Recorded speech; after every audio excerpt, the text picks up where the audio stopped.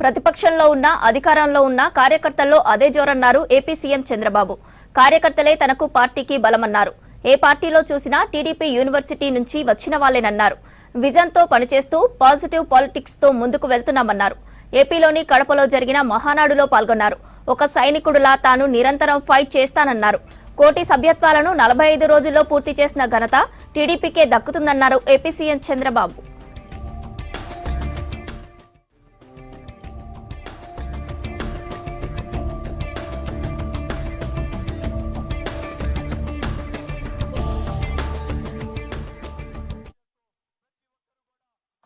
దేశంలో అనేక పార్టీలు ఉన్నాయి, కానీ ప్రజల జీవితాల్లో ఇంతగా ప్రభావితం చేసిన ఏకైక పార్టీ ఉందంటే అది ఒకే ఒక పార్టీ, తెలుగుదేశం పార్టీ.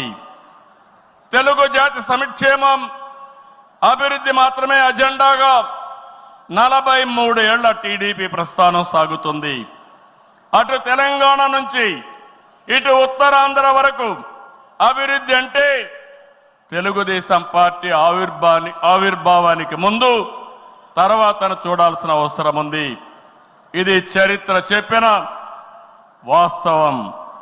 సంక్షేమం, సంస్కరణలు, అభివృద్ధి, ప్రతిదానికి టీడీపీనే ఒక ట్రెండ్ సెట్టర్.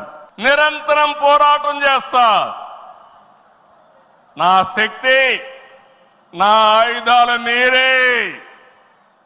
మీరు నేను కలిస్తే ఇంకా అద్దు ఉండదు, ఆకాశమే అద్దుగా ఏ పనైనా చేయగలుగుతాం. సిద్ధమా అని మిమ్మల్ని అడుగుతున్నా. సిద్ధం అంటే చేలు పైకెత్తండి.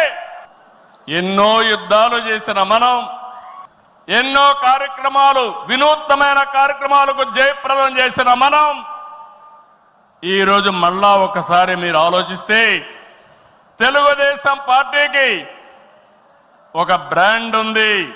నీతి నిజాయితీ రాజకీయాలు చేస్తాం, ఒక విజన్తో పనిచేస్తాం. పాజిటివ్ పాలిటిక్స్ మన విధానం. రాష్ట్రం ఫస్ట్ అనేది మన సంకల్పం.